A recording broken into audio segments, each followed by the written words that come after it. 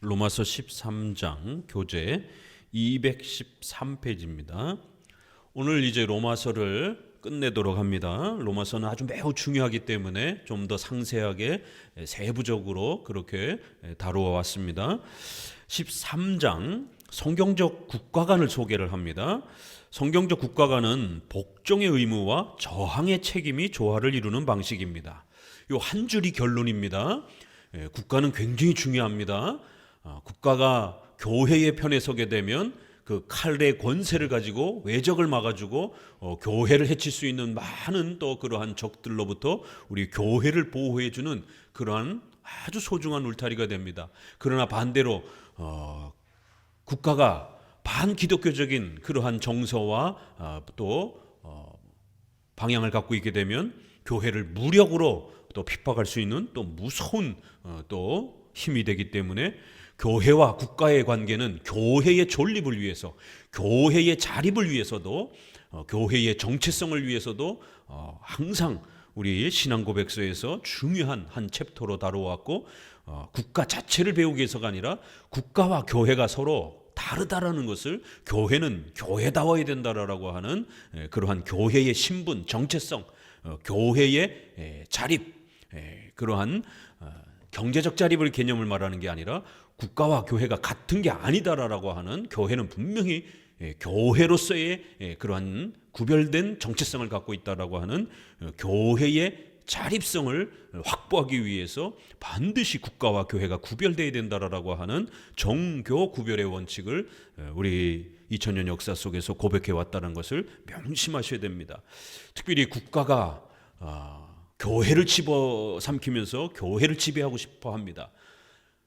영국 성공회가 바로 그런 방식이죠. 헨리 8세가 모든 목회자와 신부들을 쫓아내고 자기가 직접 원하는 목사들을 세우고 월급을 주면서 교회를 장악하는, 결국 국가 아래 존재하는, 국가의 시녀로 존재하는 그러한 교회의 이런 모습이 있습니다.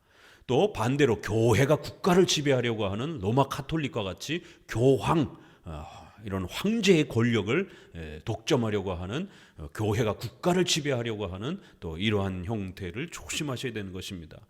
그러나 또 국가와 교회를 완전히 극단적으로 분리해서 제세례파라든가 신비주의, 경건주의처럼 국가와 사회와 직업과 문화에 대해서는 아무런 관심도 없고 그저 기도하고 예배하는 일에만 집중하는 이런 일들이 또 극단적 회피주의, 분리주의, 이러한 형태는 또 잘못된 것입니다. 그래서 일치 형태로의 이러한 국가와 교회의 형태가 조심스러운 부분이 있고, 또 극단 분리의 형태가 조심스러운 부분이 있다라고 말씀을 드렸습니다. 성경적 국가관은 가이사의 것은 가이사에게, 하나님의 것은 하나님에게라고 이렇게 복음서에서 소개한 것처럼, 또 오늘 로마서에서 국가는 국가로서의 역할과 의무가 있다라는 것, 교회하고는 다르다라는 것을 아주 분명히 개념을 잡아주는 것입니다. 그래서 국가와 교회는 분리되어야 되고 구별되어야 된다라는 것. 그래서 정교 구별의 원칙, 그리고 또 상호 협조, 도울 건 도우면서도, 그러면서도 그 역할, 책임, 입법권, 경제권, 또 이런 사법권, 이러한 부분들이 서로 각각 구별되어야 된다라고 하는 이러한 국가와 교회의 관계를 성경은 우리에게 소개하고 있습니다. 성도들이 국가관을 제대로 정리하지 못하게 되면 역사 속에 이 양극단의 오류에 빠지게 되어 있습니다. 또 최근에는, 오늘도 선거일이지만 선거에 있어서 그 유명한 표가 있죠. 성도들이 선거에 관심이 없으면 난 귀찮아, 뭐 누가 알아서 되겠지 라고 이렇게 선거에 무관심하게 되면 가장 저질스러운 정치 지도자의 지배를 받게 된다라고 하는 유명한 정치 선언이 있습니다. 그런 것처럼 성도들이 내가 살아가고 있는 우리 사회의 제도와 사회 질서와 또 교회의 영향력을 끼칠 수 있는 또 이러한 많은 법과 사회 질서를 만들어가는 이러한 국가의 이러한 일들에 대해서 성도들이 무관심하게 된다라면 우리는 하나 더 붙여야 됩니다. 가장 저질스러운 지도자가 교회를 지배하게 되는, 또 가장 악독한 반기독교적인 지도자가 교회를 지배하게 되는 일이 벌어진다라는 것입니다. 그렇기 때문에 성도들에게 있어서는 반드시 선거라고 하는 것은 오늘 로마서 13장에 있는 가르침처럼 필수적인 책임과 의무라는 것입니다. 시민으로서 국가 위정자에게 복종하고 저항해야 된다는 것. 일반적인 통치 질서 아래 있을 때는 반드시 복종해야 됩니다. 그러나 반기독교적인 그러한 입장의 국가 위정자가 교회를 적대적으로 대한다라면 우리는 목숨을 걸고 저항해야 된다는 것. 그리고 또 우리 성도들은 일반 교인으로서도 또 그렇게 국가와 또 교회의 이 관계를 잘 또 책임감 있게 대하면서 살아가셔야 된다는 것입니다. 한쪽으로는 시민으로서의 일반 시민으로서의 책임이지만 또 한쪽으로서는 성도로서 또 대사회의 이러한 또 목소리와 또 대사회의 이러한 선거부터 정치 또 사회 질서, 제도, 문화 이런 부분에 대해서 성도들이 빛과 소금의 역할을 사회에 기독교적인 세계관을 영향을 끼칠 수 있는 그러한 삶으로서 살아가야 한다는 것입니다. 그것이 바로 우리의 성경적 국가관, 바로 정교 구별의 원칙인 것입니다. 바로 이런 부분들을 복종과 저항의 책임을 반드시 갖고 있다는 것. 그래서 이것이 어거스틴이 신의 도성에서 두 왕국, 국가와 교회의 각각의 역할과 각각의 그러한 책임을 두 왕국이다 이렇게 아주 최초의 정립을 해준 것입니다. 가이사의 것은 가이사에게, 하나님의 것은 하나님에게 각각의 책임이 있는 것이지 어느 하나를 버리면 안 된다라는 것입니다. 시민으로서의 책임과 의무도 있지만 또 교회의 교인으로서의 의무와 책임도 각각 가져야 된다는 겁니다. 두 왕국을 제시한 이후 루터, 칼빈 모두 이 어거스틴의 국가관을 성경적 국가관으로 계승했고 카이퍼는 이것을 영역주권 개념으로 좀 더 확대해서 설명을 했습니다. 그래서 국가의 영역이 있고 교회의 영역이 있다는 것, 각각 하나님의 주권 아래서 쓰임받는 도구들이라고 하는 이러한 아주 중요한 도구 개념을 또 이렇게 수단 개념을 가르쳐 준 겁니다. 그렇기 때문에 세상을 무조건 더럽고 악하다라고 이렇게 비판하면서 반문화주의, 반국가주의 이렇게 형태의 극단적 그 대립 관계를 취하면 안 됩니다. 국가와 교회를 같은 것처럼 세속주의로 빠져도 안 되지만 극단적 배척주의, 반문화주의로 빠져서도 안 된다라는 것을 꼭 명심하셔야 됩니다.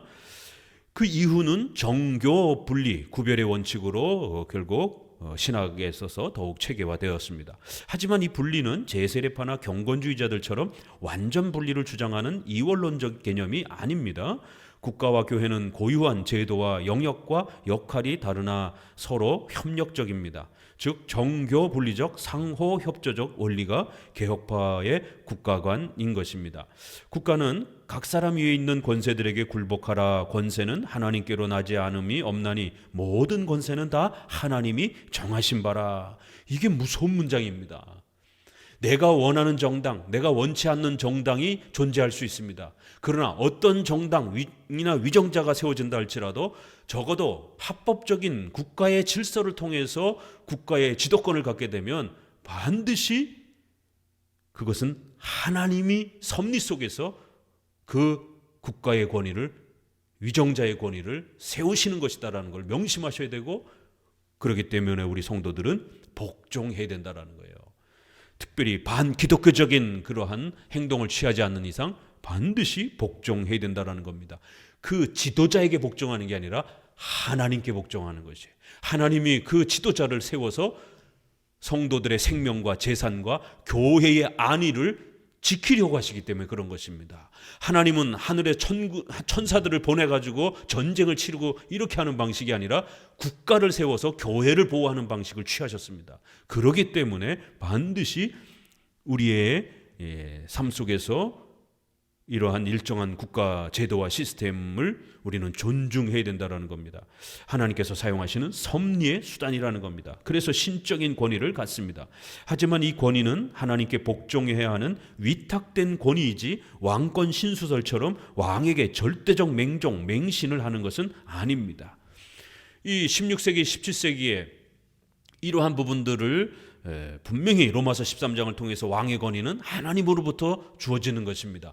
비록 백성들이 지금은 선거로 뽑지만 과거에는 혈통적으로 계승이 됐습니다. 그렇죠? 왕족 제도잖아요. 왕정 제도잖아요. 그렇기 때문에 그러한 혈통적으로 계승된다 할지라도 그건 하나님이 정하시는 것이다라는 거예요. 지금은 좀 더 민주주의적인 사회로 변모가 되면서 백성들이 선거라는 시스템을 통해서 위정자를 뽑는다 할지라도 그 위정자가 세워지게 되면 그 권위는 하나님이 정하시는 것이다라는 거예요.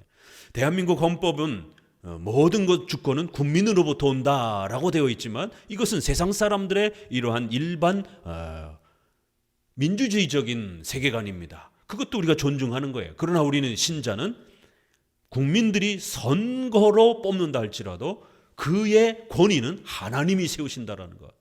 그 주권이 백성들에게 있는 게 아니다라는 걸 명심하셔야 됩니다. 현대법상 주권은 국민으로부터 온다는 것도 우리가 사회 질서상 존중하지만 우리 신자들에게 있어서는 신앙의 법칙 아래에서 하나님이 그 주권을 왕에게 주신다라는 사실을 명심하셔야 되는 거예요. 근데 이걸 잘못 악용하게 되면 루이 14세가 짐이 곧 국가다라고 이렇게 악용하면서 결국 기독교적 이 국가관을 악용하면서 절대 맹종을 강조하는 왕권 신수설을 헨리 8세도 그렇고 또 루이 14세도 그렇고 프랑스나 영국, 스페인 그 왕들이 다 그렇게 왕정 제도의 이러한 신적 권위를 절대 맹종, 복종 권위로 절대적 그러한 독선적 권위로 그렇게 남용을 한 겁니다. 그러나 이거는 위탁된 권위라는 거예요. 백성들의 생명과 재산을 지켜주라라고 하는 목적 아래에서 하나님이 위탁해 주신 거라는 거예요. 교회를 보호하라라고 하는 목적 아래에서 위탁된 조건을 갖고 위탁된 것이지 무한정한 절대적 권위가 아니라는 겁니다. 그래서 존 낙스가 메리 여왕을 무력으로 처단할 때에 하나님께서 맡기신 그 책임을 파기했다라고 하는 그 이유를 들어서 존 낙스 목사님은 악한 지도자는 국민들의 무력적 저항을 통해서도 제거될 수 있다라고 무력 저항을 성경적으로 제시한 겁니다. 그 전까지는 하나님이 왕을 세운다라고 하는 이 신적 권위에 대한 개념이 중세 시대를 지배를 했기 때문에 백성들이 무력 저항을 통해서 왕을 제거한다? 이거 감히 상상할 수도 없었던 그러한 생각이었습니다. 왕을 제거하면 지옥 간다라고 생각했습니다. 왜요? 하나님께 반항하는 것으로 해석을 했기 때문에. 그러나 일정 부분 맞지만 그 권한은 절대적 그러한 무한정 권한이 아니라는 것이에요. 그래서 존 낙스도 그렇고 또 칼빈이 기독교 강요에서 저항론을 제시해 주고 난 이후에 칼빈은 될 수 있으면 백성들의 생명이 위태롭기 때문에 무력 저항에 대한 부분들은 굉장히 조심스러워했어요. 그러나 왕에게 저항할 수 있다라고 하는 성경적 원리를 최초로 확립해 준 사람은 칼빈입니다. 그거를 배워서 낙스는 자신의 국가로 돌아가서 무력 저항의 정당한 성경적 원리를 가지고 메리 여왕은 피해 메리 여왕이라고 하는 여왕을 강력하게 저항해서 쫓아냈습니다. 또 그의 유럽의 제자인 베자는 앙리 4세를 프랑스에 결국 세우는 아주 중요한 역사적 그러한 책무를 가지고 베자와 앙리 4세의 이 역사적 그 관계는 굉장히 깊은 아픔과 고민들이 있습니다. 왜냐하면 개혁주의 이 성도들을 지키기 위해서 바돌로무의 대학살 1572년인가요? 75년인가? 바돌로무의 대학살을 통해서 프랑스의 개신교도인들이 거의 99%가 전멸이 됐습니다. 그 아픔을 베자가 자기의 형제와 가족들이 가톨릭의 군대에 의해서 다 죽어나가는 것을 자기 눈으로 똑똑히 보고 일반적 비폭력적 저항 갖고는 한계가 있구나. 그래서 다윗이 무력을 갖추고 사울 왕에게 도전한 것이 성경적일 수 있다라고 하는 것을 그 사무엘서를 끌어다가 프랑스의 로마 카톨릭의 무력적 도발 앞에 개신교도들도 무력을 가지고 남을 해치기 위한 목적이 아니라 방어적 목적에서 무력 저항이 가능하다라고, 시민의 생명을 보호하고 교회를 보호하기 위한 목적이라면 얼마든지 무력으로 악한 위정자를 제거할 수 있다라고 하는 것을 다윗과 사무엘의 관계를 통해서 바돌로무의 그 대학살을 보고 난 다음에 베자는 그 전까지는 좀 더 비폭력적 저항 입장이었지만 결국 그 바돌로무의 대학살 이후에는 강력한 무력 저항을 설교하기 시작했습니다. 청년들에게 총칼을 들으라라고 설교한 것이에요. 그리고는 시민들을 보호하고 교회를 보호하라라고. 그래서 한 손에는 칼을 들고 창을 들고 한 손에는 성경책을 들고 이렇게 예배드린 겁니다. 국가론에 대한 이 오래된 역사가 있는 것입니다. 그래서 앙리 4세는 크리스찬 이 평신도 귀족으로서 어떻게 하면 개혁교회 성도들을, 교회를, 목사님들을 생명을 지킬까 고민하다가 결국 카톨릭으로 개종하기로 결단하고 각서를 쓰고 프랑스 여왕과 결혼을 하는 겁니다. 그래서 프랑스 여왕과 개신교 왕족이 결혼을 하면서 프랑스 왕으로 등극하는 조건으로 결국 프랑스에서 개신교 예배를 허락한다라고 하는 낭트 칙령이 선포가 되는 겁니다. 그럴 때에 개신교 동역자들이 앙리 4세가 배신했다라고 개신교 동역자들이 앙리 4세와 함께 독립전쟁과 무력저항을 목숨을 걸고 같이 싸웠던 동료 군인들이 앙리 4세를 암살하기 위해서 암살단을 조직을 했습니다. 배신자라고. 어떻게 카톨릭으로 개종할 수 있느냐. 여러분이라면 어떻게 하겠습니까? 여러분이라면 앙리 4세의 입장에 있다라면 하나님이 주신 은사로서 귀한 귀족의 왕에 오를 수 있는 혈통과 가문을 갖고 있습니다. 무력과 힘을 갖고 있습니다. 자기 눈앞에 수많은 개신교 친척들이 죽어나갑니다. 그러면 계속 힘이 없는 상태에서 이렇게 교회가 전멸되어져 가는 이 상황 속에 살아갈 것인가?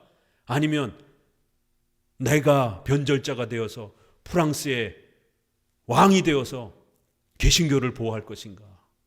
앙리 4세에게는 어마어마한 고민과 아픔이었던 겁니다.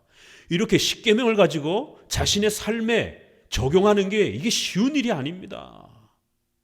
누가 과연 앙리 4세에게 돌을 던질 수 있겠습니까? 베자는 굳고 말렸습니다.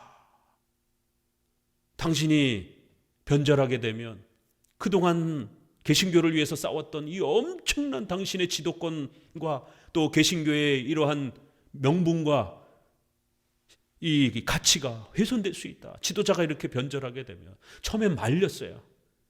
그렇지만 앙리 4세의 또 입장이 아주 틀린 건 아니기 때문에 베자 목사님, 그럼 우리가 다 죽어야 됩니까? 프랑스가 다 죽어야 됩니까? 어떻게 해야 됩니까? 그러면 평신도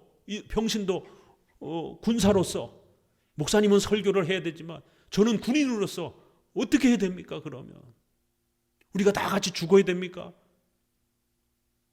처음에는 말렸지만 나중에 베자가 허락했습니다.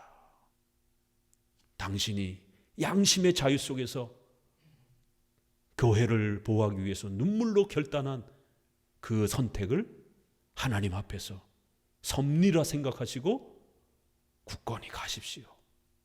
하나님이 도와줄 겁니다. 이렇게 우리가 지금 12장부터 십계명을 어떻게 우리의 삶 속에 적용할 것인가에 대한 십계명에 대한 율법의 삼용법이라고 하는 이 십계명을 성화의 규범을 가지고 적용하며 살아가는 이 개혁파의 이 윤리론을 배워가고 있는 거예요. 십계명이 10개가 단순하게 보기에는 굉장히 단순해 보이지만 이거를 각 시대 또 문명이 발전해가는 또 오늘날 같은 또 4차 문명 시대에 이 십계명을 어떻게 적용해 갈 것인가는 상당히 지혜가 필요하고 상당한 깊이가 필요하다라는 거예요. 과연 앙리 사세에게 누가 돌을 던질 수 있겠냔 말이에요. 그래서 개신교 군인들이 암살단을 조직해서 앙리 사세를 죽이려고 시도할 때 베자가 굳고 말렸습니다. 안 됩니다. 옳지 않습니다. 저도 허락했습니다. 목사님이 어떻게 그럴 수가 있습니까? 목사님도 개혁신학을 버렸습니까? 난리가 난 거예요. 목사님이 차근차근 설명한 거예요. 10계명을 가지고 국가론 5계명을 우리가 적용을 해야 되는데 전쟁의 이 참화 속에서 바돌로무의 학살 이후에 많은 군인들이 죽었고 폭풍 앞에 촛불처럼 성도들은 언제 죽을지 모르는 이 위태로운 시기에 어떻게 해야 될 것인가? 신앙의 절개를 지키다가 우리 다 죽읍시다 이렇게 무조건 순교만이 옳다라고 할 것인가? 물론 순교가 해야 할 때는 해야 되지만 그렇다고 성도들이 죽어나가는 이 참혹한 현장을 목사로서 군인으로서 각각의 역할 속에서 어떻게 감당해야 되는가? 성도들의 목숨을 놓고 결정을 해야 되는 그 결정 앞에 죽느냐 사느냐가 달려있는 거예요. 그래서 그들을 설득해낸 겁니다. 하나님의 섭리 앞에 사울이 복종을 저지를 때 다윗이 목숨을 걸고 눈물을 흘리면서 아기스 왕의 앞에 가가지고 침을 질질 흘리면서 미친 사람 취급, 미친 사람 흉내를 내면서 목숨을 부지하기 위해서 적 왕 앞에 얼마 전까지만 해도 그들을 죽이던 다윗이 사울이 무서워서 결국 자기 가족들을 그렇게 적들의 영토에다가 피신시키고 아기스 왕 앞에 가서 미친 척하면서 이제는 다윗이 미쳐가지고 아무 힘도 없다라고 안심을 시키기 위해서 성경에 침을 질질 흘리면서 땅바닥을 굴르면서 미친 사람처럼 그렇게 행동했다라고. 누가 다윗에게 돌을 던지겠습니까? 다윗은 배신자라라고. 어떻게 왜 신앙을 버리고 저렇게 적 왕 앞에 가고 머리를 조아릴 수 있겠느냐? 성경에도 원칙과 배려가 있는 거예요. 이 십계명은 항상 원칙과 배려가 있어야 된다는 겁니다. 지금 우리가 배려에 대해서 이야기하고 있는 거예요. 신앙을 변절하면 안 되죠. 그러나 어떤 특수한 경우에 이 일이 똑같이 발생이 됐습니다. 6.25 때. 성경책 여기 앞에다 갖다 놓고 밟고 들어가라는 거예요. 침 뱉고. 목사님도 쉽지 않아요. 목사님도 가족이 있는 거고 목사님도 침 뱉고 들어오기가 쉽지 않습니다. 어떤 목사님과 성도들은 도저히 성경책을 받고 침 뱉고 예수 그리스도 안 믿겠다라고 그러면 살려주겠다 요구에 저항하면서 죽어나 가신 분도 계셔요. 그렇지만 가족들과 교회를 지키기 위해서 밟고 들어오신 분도 계셔요. 전쟁이 끝나고 그들에게 돌을 던지겠습니까? 쉽게 돌 던질 수 없는 거예요. 이렇게 우리 교회 역사 보게 되면 우리도 가까이 또 지금 우리도 우리의 국가의 이러한 제도와 질서 앞에 방역법이라고 하는 전염병의 이러한 법 앞에 우리는 어떻게 해야 되는가? 결국 베자는 앙리 4세의 그 길을 축복해주고 하나님께서 너와 함께 하실 것이다. 너의 결정에 하나님이 동행해 주실 것이다. 그래서 앙리 4세가 결국 낭트 칙령을 만들어준 겁니다. 그래서 프랑스 안에서 파리 외곽 지역에서는 예배를 드릴 수 있는 자유가 허락이 된 겁니다. 그래서 그 이후에 프랑스인들이 자유를 얻어서 그 자신의 고향에서 예배를 드리기 시작한 거예요. 본인들이 눈물을 흘리며 감격스러우면서 예배 드릴 때 과연 누가 앙리사세에게 돌을 던질 수 있겠냔 말이에요. 그 앙리사세의 희생 때문에 그들이 자기 고향에서 안전하게 예배드릴 수 있게 된 겁니다. 참 이렇게 역사는 우리가 함부로 판단하고 재단하기가 쉽지 않은 그런 많은 내용들이 있습니다. 처음에 개혁신앙 십계명을 배울 때는 칼로 그냥 막 뵭니다. 나중엔 자기 손도 막 베요. 그냥 막 OX로 재단하니까 흑백 논리가 강해가지고 잘 모를 때는 그럴 수밖에 없어요. 그렇지만 이제 점점 배워가다 보면 이렇게 막 무 자르듯이 이렇게 자로 딱 대고 막 자를 수 있는 게 아니구나. 우리 인생에는 이 세모가 많이 존재하구나. 인간이 복잡하잖아요. 인간이 굉장히 복잡해요. 그러다 보니까 인간의 삶도 굉장히 복잡한 거예요. OX로만 모든 걸 볼 수가 없습니다. 연약해서 못하는 걸 어떡합니까? 악의적으로 못하는, 안 하는 사람도 있지만, 연약해서 신앙은 있지만, 연약해서 못하는 사람도 어떡할 거예요? 불쌍히 여길 수밖에 없는 겁니다. 그럴 때는. 결국 신사참배에 참여했던 목사님들이 돌아와서 회개하고 근신하고 강단으로 돌아왔어요. 목사님들도 흔들리는 거예요. 우리가 주기철 목사님, 손양원 목사님만 생각해서는 안 되는 겁니다. 순교하지 못하고 그 총칼 앞에 가족들과 교회 때문에 어쩔 수 없이 잠시 변절자가 되었던, 변절자가 되면 안 되죠. 그러나 그런 어떤 특별한 또 위기가 주어졌을 때 그 두려움과 공포 때문에 잠시 변절자가 된 그 아픔들을, 또 그러한 변절의 행위로 인해서 더 큰 교회의 어떤 자유와 안전을 도모할 수 있다라면, 저도 만약 오늘 우리 시대에 저는 목사로서 또 우리 성도 중에 큰 기업가가 또 어떤 지도자가 목사님 이거 어떻게 해야 됩니까? 라고 물어볼 때 특별히 이런 배려적인 문제, 특수한 경우에는 허락할 수밖에 없는 겁니다. 그래서 우리 장로교가 또 멋있는 것이에요. 극단으로 엄격주의도 아니고 그렇다고 세속주의도 아니고 분명히 원칙을 지키면서 배려해 줄 때 또 배려해 주는 것이에요. 성경에서도 그렇게 많은 또 그 경우들이 있는 겁니다. 이 국가관이란 그렇게 어려운 것입니다. 십계명 하나의 예를 들어서 이제 5계명에 해당이 되는 부분을 이렇게 13정에서 다루고 있는 겁니다. 왕권 신수설처럼 그렇게 적용하면 안 됩니다. 따라서 서로 간섭과 핍박이 있을 때 저항할 수 있습니다. 정교 구별의 영역이 잘 지켜질 때는 복종해야 하지만 그렇지 않는 때는 저항해야 합니다. 로마서는 진노를 인하여만 할 것이 아니요 또한 양심을 인하여 할 것이라고 언급하여 성도의 신앙 양심을 위배하면 저항할 수 있다는 것을 밝혔습니다. 이 양심이라는 단어는 웨스트민스터 20장 양심의 자유, 신앙의 자유라는 제목처럼 개혁파가 국가에 저항해야 할 때 가장 많이 사용하는 단어입니다. 신앙과 양심과 자유를 외쳐야 합니다. 우리의 양심의 주인은 하나님이시기 때문입니다. 그 유명한 고린도 전서 7장 23절 같이 한번 읽어봅니다.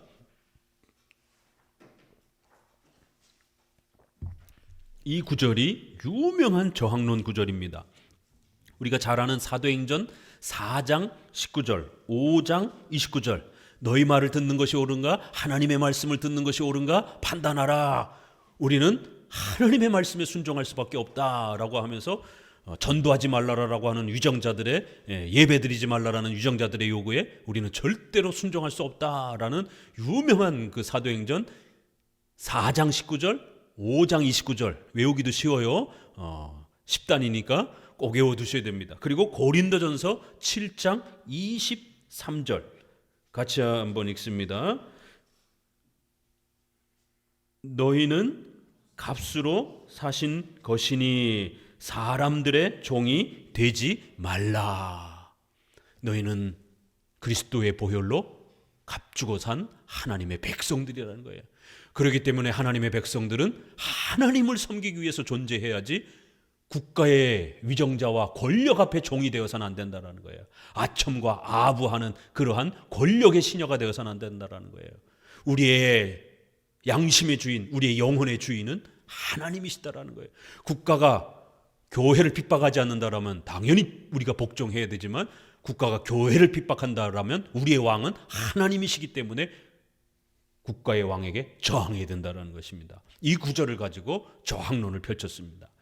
교회사에서 국가에 저항한 예들을 보면 존 낙스의 메리 여왕과의 싸움, 베자와 캐더린 기지가문, 아까 말했던 그 앙리 사세가 이제 이 기지가문으로 들어가면서 이 기지가문의 여왕과 여왕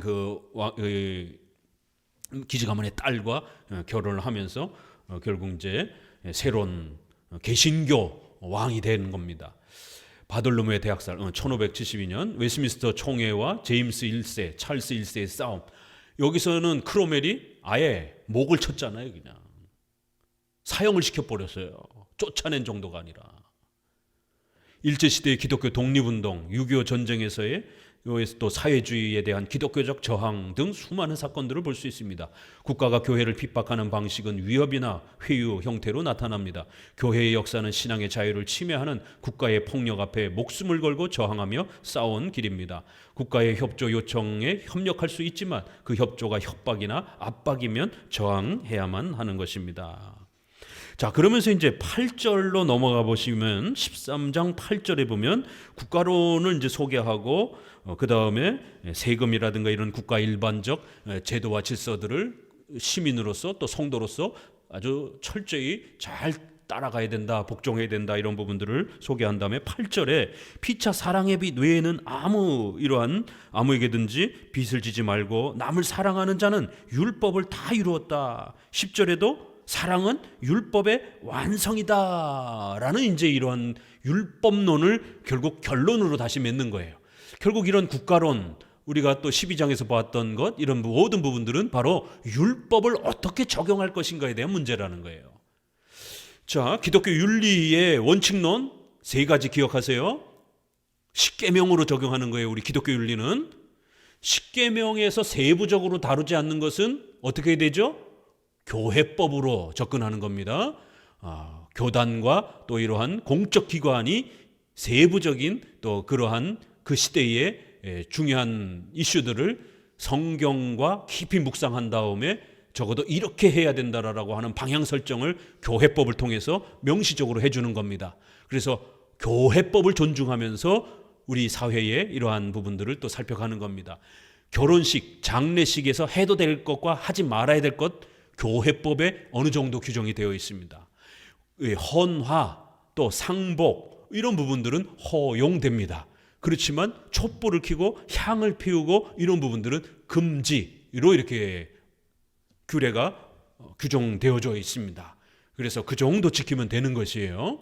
그러니까 이렇게 교회법, 그 다음에 3번째, 교회법에서도 다루지 않고 문제가 되지 않는다라면 그 다음에 개인적인 것은 양심의 판단으로만 맡긴다라는 거예요. 양심적 적용.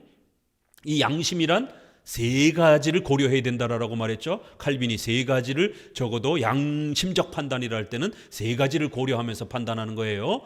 그 시대의 그 나라의 관습 문화를 존중하라는 것, 인간성을 존중하라는 것, 인간에 대한 이해와 배려가 있어야 된다는 거예요. 3번째, 중간적인, 너무 극단적으로 양극단의 대립이 있을 때는 중간적 정도로 결정하면 그것이 가장 무난하다라는 겁니다. 그게 양심적인 것이다라는 거예요.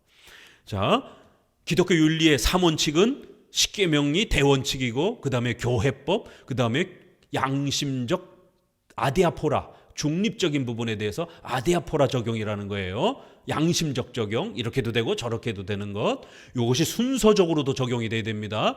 대원칙은 십계명, 그 다음에 교회법, 교회법엔 특별히 목사님과의 상담과 설교와 교회법의 권징의 질서를 통해서 성도들의 자잘못에 대한 부분들을 또 공적으로 또 그렇게 적용해 줄 수 있다라는 것, 그리고 나서도 문제가 되지 않는다라면 여러분의 개인의 판단으로 또 그렇게 양심적으로 판단하시면 된다라는 겁니다.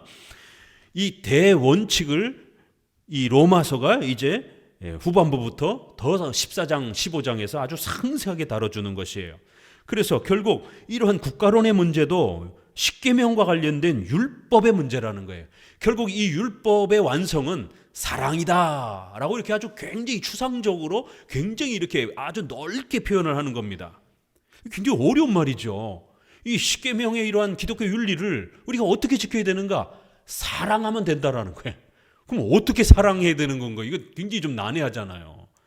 사랑의 빛 외에는 어떤 것도 지지 말고 남을 사랑하는 자는 율법을 다 완성한 거라는 거예요. 그러니까 이 사랑이라는 개념은 이웃을 배려하고 이웃을 존중하고 이웃을 사랑하는 그러한 기본 세계관과 그러한 마음과 그러한 방향성을 가지고 움직이면 십계명에 크게 위배되지 않고 십계명을 성취해가는 큰 틀에 존재한다라는 겁니다.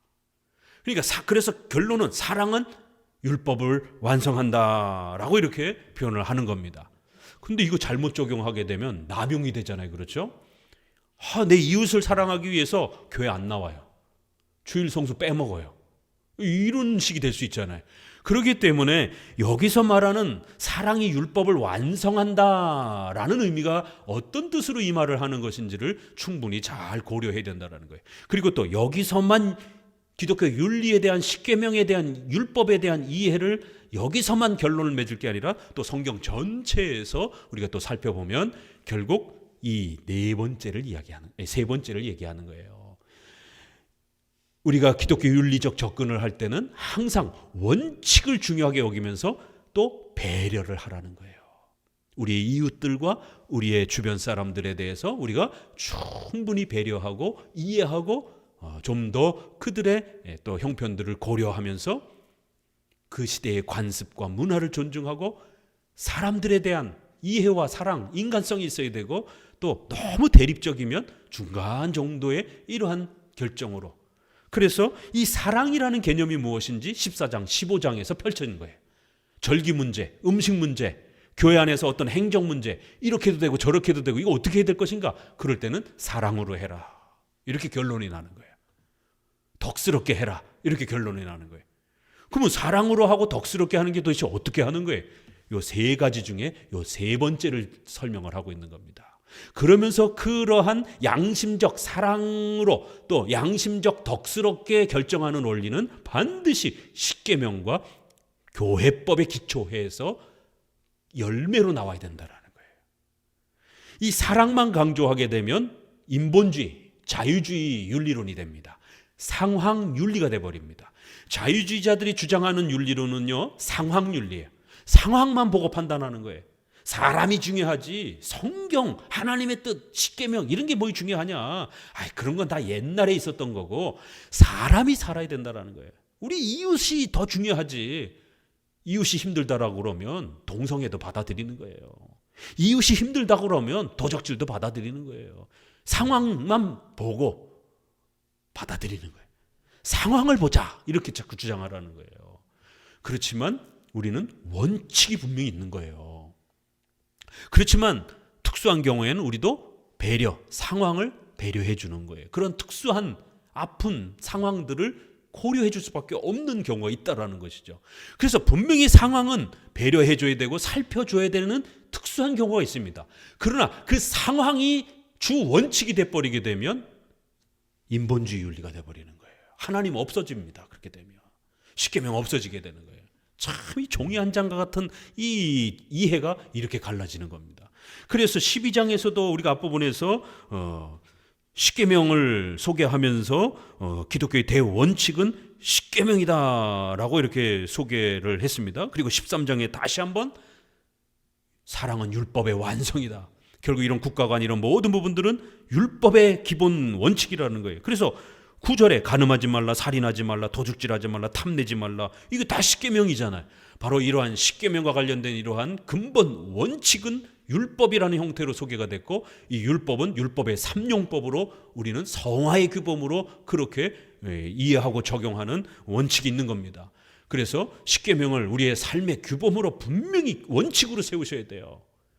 그럴 때 이 십계명을 이제 구체적으로 또 적용할 때는 혼자 할 수 없기 때문에 공적인 그러한 적용은 반드시 교회와 총회와 노회를 통한 교회법으로 접근하는 거고 좀 더 사적인 것은 사랑을 배려하면서 또 교회법도 각 교회의 형편들을 배려해 주면서 각 교회를 좀 더 도울 수 있는 그러한 사랑의 방식으로 접근해 주라는 거예요. 그렇지만 대원칙은 십계명이라는 것이죠. 그래서 갑자기 여기서 율법을 어떻게 해서 십계명을 완성할 것인가? 그런데 갑자기 사랑으로 해라라고 이렇게 툭 던진 결론과 같은 이 말은 율법, 사랑 둘을 다 존중하는 거예요. 그러니까 십계명이라고 하는 이 큰 타이틀이 있는 겁니다. 그렇죠? 이 십계명이라는 타이틀과 사랑이라는 타이틀이 같이 가는 것이지, 사랑은 율법을 완성한다라고 해서 사랑이 모든 것의 원칙처럼 이렇게 주장하는 거 아닙니다. 그러면 인본주의 사랑만 강조하는 그런 휴머니즘 윤리가 돼버리는 거예요. 자, 그래서 14장에 이제 본격적으로 그러면 이 사랑을 우리가 어떻게 펼칠 것인가. 그래서 맨 마지막 이야기를 하지만 이 사랑으로 덕스럽게 판단을 할 때는 반드시 교회법이 전제가 돼야 되고, 또 십계명을 전제로 하면서 어떻게 우리가 사랑으로 배려를 해줄 것인가, 이렇게 세 가지를 다 이야기하는 거예요. 그렇지만 겉으로는 음식을 이걸 먹을 건가 아니면 못 먹을 건가, 절기를 지킬 건가 말 건가. 오늘날도 교회 절기 갖고 싸우잖아요. 또 명절 때 제사 음식 먹을 수 있느냐 못 먹느냐 갖고 싸우잖아요. 지금도 이때나 저때나 이렇게 성경에 문자적으로 세부적으로 표시하지 않은 것들을 우리가 어떻게 판단해야 될 것인가, 이런 부분에 대해서 구체적인 예를 들어서 이제 십계명을 적용하는 법을 가르쳐 줍니다. 14장 교과서 12장 14장이 십계명을 윤리의 기준으로 적용하는 원리에 대해서 소개했다면, 14장 15장은 십계명을 토대로 구체적이며 세부적으로 확대 적용하는 교회법과 양심의 자유 원리를 소개합니다. 개혁파의 기독교 윤리는 십계명, 교회법, 양심의 원리라는 세 가지를 바르게 이해해야 합니다.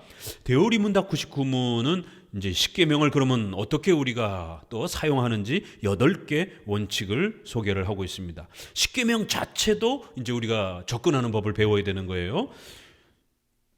1항 첫 번째는 인격적으로 그의 의를 충분히 따르고 인격적으로 우리가 마음과 몸을 다해서 십계명에 순종하도록 그렇게 요구하고 있기 때문에 가장 작은 것이라도 가장 큰 것이라도 다 따라야 된다라는 거예요.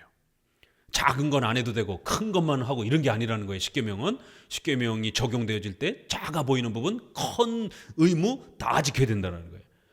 율법은 신령하기 때문에 우리의 말, 행동, 태도, 외적인 형식, 내적인 의도 전부 다 포함이 되는 거라는 거예요. 그래서 십계명이 어마어마하게 넓은 겁니다. 세 번째, 다양한 관점에서 하나이며 동일한 것이 여러 계명들 가운데서도 아주 복합적으로 아주 이렇게 놀랍게 유기적으로 작동한다라는 거예요. 자, 노동이라고 하는 이 과로의 문제, 돈에 욕심이 너무 빠져 있으면요 과로하게 돼 있어요. 주일날까지도 일하게 돼 있습니다. 예배드릴 시간도 나가서 일을 하는 거예요. 기도하고 성경을 보고 경건 생활도 해야 될 시간도 없어요. 오로지 돈 버는 데만 모든 시간을 투자를 하는 거예요. 그래서 노동에 있어서 지나친 과욕, 과로는 몇 계명에 해당이 되는 거예요? 8계명에 해당이 되죠. 그렇죠? 도적질하지 말라. 경제 원리니까. 돈 버는 문제니까. 근데 이게 어디에 들어가 있는지 아세요? 4계명에도 들어가 있어요. 너무 바쁘면 주일 못 지킨다라는 거예요. 그래서 대오리문답 4계명에서 금지해야 될 거 이렇게 해서 예배와 관련되어서 너무 만의 일에 분주하지 말 것, 이렇게. 또 어디에도 설명이 들어가 있느냐면 1계명에도 들어가 있어요. 1계명에서 너무 돈 버는 데 바쁘면 하나님을 섬기는 데 있어서도 마음이 느슨해진다. 그래서 너무 많은 일들에 우리의 몸과 영혼을 빼앗기지 말 것. 또 섭리 가운데서 우리가 또 일을 하다 보면 힘들고 어려울 때, 실패할 때 이런 부분들에 대해서 하나님을 원망하지 말 것. 이렇게. 내 일이 좀 잘 안 됐다고 해서 섭리 안에서 1계명은 하나님의 절대 주권과 작정, 섭리에 대한 이야기들이 1계명에 들어가는 거잖아요. 신론에 해당이 되는 거니까. 그럴 때 노동과 연결이 돼서 내 사업이 실패할 때 하나님의 섭리를 원망하지 말 것. 전염병, 자연재해, 또 사회 실패 이런 얘기들이 1계명에 나옵니다. 이렇게 1계명은 전체 10계명을 지배하기도 하잖아요. 그렇죠? 또 여러분이 어떤 일을 하려면 4계명이 여러분의 발목을 족쇄를 확 채워놓는 거예요. 결혼을 하려고 할 때 이 사람이 주일 성수하는 사람인가 안 하는 사람인가 당장 문제가 되잖아요. 이 사람이 주일날 예배 드리는가 안 드리는가. 또 여러분이 어떤 직장의 8계명의 일을 하려고 할 때 이 직장이 주일을 지키는가 안 지키는가 얼마나 심각한 문제입니까. 4계명과 8계명은 아주 밀접하게 연결돼 있잖아요. 그렇죠? 이렇게 또 4계명이 또 전체를 또 이렇게 유기적으로 서로 이렇게 퍼즐을 맞추는 거예요. 이렇게 다양한 유기적 관점에서 각 계명들이 서로 상호 조화될 수 있도록 여러분들은 또 그렇게 해석하고 훈련하는 법들을 배워야 된다는 거예요. 월급만 많이 준다 이것만 생각하면 안 되는 거예요. 장래 비전도 있고 월급도 충분히 줘야 되지만 주일 성수를 할 수 있는가 이렇게 이제 상호 조화를 맞춰봐야 된다는 거예요. 그래서 처음에는 2개 하나도 들여다보기가 힘들어요. 그러나 이제 2개를 볼 줄 알아야 돼요. 주일 성수와 직업 이렇게 조화를 시키는 법을 배워야 돼요. 또 결혼과 주일 성수, 또 그 다음에 1계명 하나님을 믿는 신자인가 이렇게 벌써 결혼 7계명이 신자인가 1계명 그 다음에 주일 성수 신자인데도 교회 잘 안 나가는 사람 있잖아요. 그러면 결혼 배우자로서 좀 제켜야 되는 겁니다. 어쩌다가 1년에 한두 번만 교회 나가면서 자기 신자라고 그래요. 세례 받았어요. 어떡할 거예요? 배우자로서 적절치 않은 겁니다. 그러니까 세례 받았으니까 신자이라고 주장을 하니 그건 우리가 뭐라 그럴 수는 없지만 정기적으로 4계명에 따라 예배를 충실하게 잘 나아가고 있는지를 봐야 됩니다. 배우자로서. 그리고 또 그 배우자가 놀고 먹어요. 그러면 이제 자매들 등골 빠지는 거예요. 그러니까 또 8계명도 봐야 되는 거예요. 그러니까 배우자 하나를 보는데 계명에 이렇게 여러 개가 연결이 되는 거예요. 범죄자예요. 6계명에도 연결이 되잖아요. 신혼조회도 좀 해봐야 되는 거예요. 사기꾼인지 이거 범죄, 살인 전력이 있는지 심각한 거예요. 성범죄 데이트하고 있는데 수영장 모처럼 놀러 갔는데 전자발찌를 딱 끼고 있어요. 수영복 딱 갈아입었는데 그러면 아까 그냥 주랭랑 치고 도망가셔야 됩니다. 그냥 벌써 보세요. 결혼 하나 선택하려고 했더니 벌써 몇 계명이 연결이 되는가. 이렇게 그래야 실수를 줄이게 되는 거예요. 하나만 봐서는 안 되는 거예요. 새신자 때는 주일 성수 하나만 지키는 거 그것만 보는 것도 힘들어요. 그렇지만 이제 성숙해 가게 되면 10개가 다 보이기 시작하는 거예요. 그러면 하나님의 섭리가 여러분의 인생을 어떻게 지배해가고 계시는지가 훤히 읽혀집니다. 그러면 내가 이렇게 결정해야지 이러면 가장 좋은 성경적 판단을 하게 되는 거예요. 그런 결정을 모아갈 때 목사님한테 물어보세요. 그러면 여러분의 생각과 목사님의 생각이 거의 비슷합니다. 왜냐하면 10계명을 적용하고 접근하는 방식, 섭리를 이해하는 방식 거의 방향이 비슷하잖아요. 그러면 부부가 의논을 해도 거의 비슷하게 결론이 모아집니다. 목사님하고도 결론이 비슷하게 모아져요. 희한하죠? 왜 그러냐면 이 섭리를 보는 눈이 성숙해져 있기 때문에 10계명을 해석하는 방식이 잘 방향이 구축되어 있기 때문에 그런 겁니다. 그런데 새신자 때는 이 장로교회의 이 10계명 기독교 윤리 섭리론을 적용하는 원리가 이 가을지자로 갈팡질팡하는 거예요. 잘 모르니까.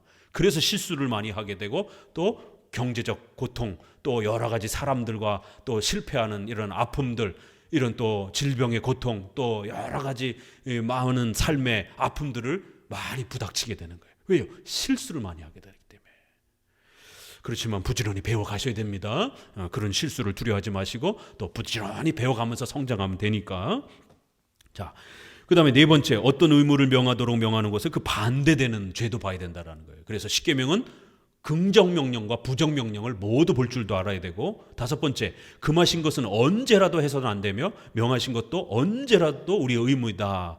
또 이렇게 특수한 의무는 그러나 의무가 아닐 수도 있다. 이렇게 배려의 부분이 있을 수 있다는 거예요. 어떤 사람에게는 안 해도 되는 이런 특수 경우가 배려의 경우가 또 발생이 될 수 있고 구약의 의식법에 대한 이런 부분들은 또 중단이 돼 있다라는 겁니다. 여섯 번째, 한 가지 죄나 의무 아래 같은 종류의 죄를 모두 금하거나 같은 종류의 의무를 모두 명한다. 원인, 수단, 기해, 모양 이거 전부 찾아내셔야 돼요, 여러분들이.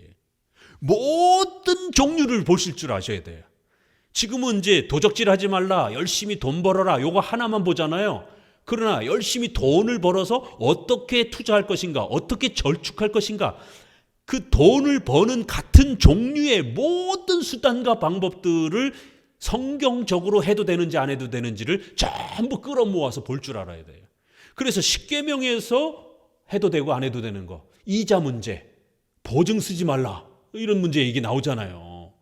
내 형편도 생각하지 않으면서 남에게 돈을 빌려주고 보증 쓰고 그러면 집안이 망한다라고 성경이 경고하고 있습니다. 잠언서에서 절대로 보증 쓰지 말라라고 경고하고 있습니다.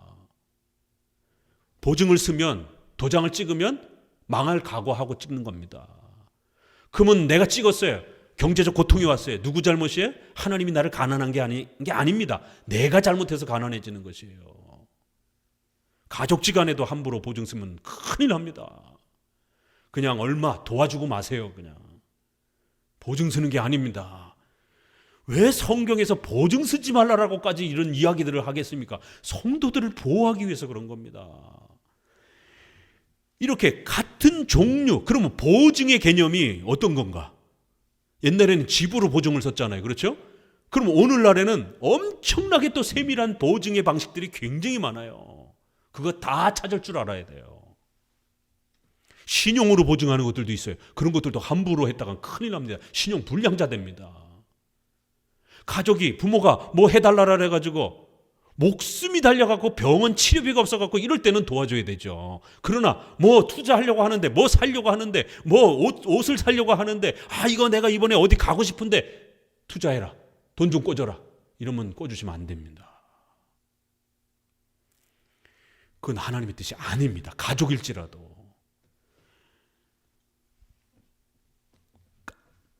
한 가지 죄나 의무 아래 어떤 종류가 고구마 줄기처럼 따라오는지를 볼 줄 알아야 돼. 이걸 못 보게 되면 이게 사기인데 사기인지 모르는 거예요. 내가 사기의 죄에 빠지게 되는 거예요.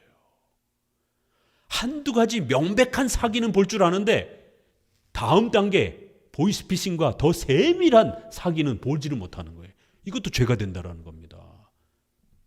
내 돈을 지키지 못하는, 나와 내 가족이 먹고 살아야 될, 또 교회를 섬겨야 될 재산을 지키지 못해서 망해버리는 죄에 빠지게 된다는 거예요. 원인, 수단, 기회, 모양 부지런히 훈련하셔야 됩니다. 여긴 또 일반 은총이 작동이 되기 때문에 일반 은총을 또 부지런히 경제 공부, 정치, 사회, 문화 공부 이런 거, 신문이라든가 그런 뉴스라든가 이런 것들을 부지런히 공부하면서 안목을 키우셔야 됩니다.